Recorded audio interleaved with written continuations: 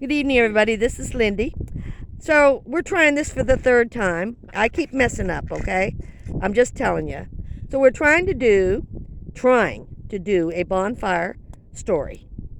And we have Lisa and Crystal and Debbie and Chris here around the bonfire.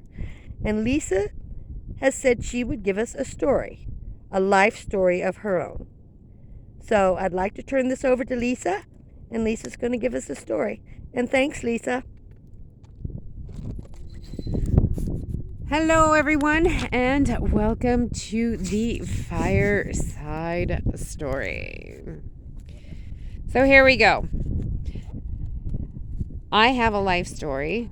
I was an actor in my day, and I was working on a set with Robin Williams. Yes, I've worked with other actors, Harrison Ford, and many other stars and things like that. And honestly, the best one is with Robin Williams. Now, Robin was working with What Dreams May Come. They had hired me for a 3-day set, and it was the funeral of their children and the funeral of his funeral. Okay, so the scene was the children.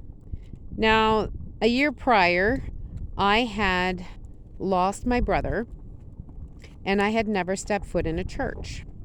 So here we are in a church, and Robin Williams is giving a speech about the man he would never know. And I lost it. So every take was for real for me. They'd call action. I'd be crying. Cut. Action. Cut.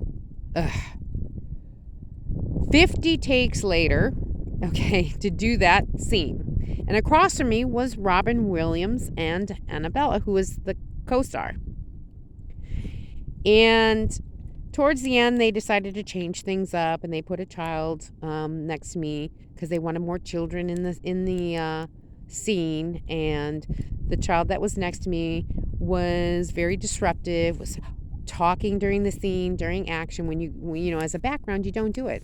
You don't speak, you don't do anything, you just be there. So after the director said cut, she got up, walked across the aisle, and said, "What are you doing? Who told you to talk?" And I'm like, and she was talking to the girl. And she says, "Get out." And I started to collect my things. And she's, "No, not you, her." And I'm like, okay. I said, well, maybe I was crying too hard or something, or I got distracted, so I didn't cry, and all this other stuff. So she ended up getting the young girl off the set, and I remained. And the end of the day happened, and all the actors were falling out. They were closing up the set, everything like that. And I went to the back of the church and I lit a candle for my brother. And I said, well, God, you got me here. So I lit a candle for my brother, said my prayers, finished crying, got up, I turned, and there was Robin Williams. And all he did was open his arms to give me a hug. I immediately walked right to him, right into his arms, gave me a hug, and he said, "It's going to be okay." That's all he said. It will be okay. And I whatever was left in me was out. He escorted me out. He went his way, I went my way. But up to this day, I still respect that man for that. Because at that time, it was the only thing that really helped me get through being able to get back into church and to face God again. And that's my story, and I'm sticking to it. I like that. Wow. So, you can tell I'm really good at the videos, right?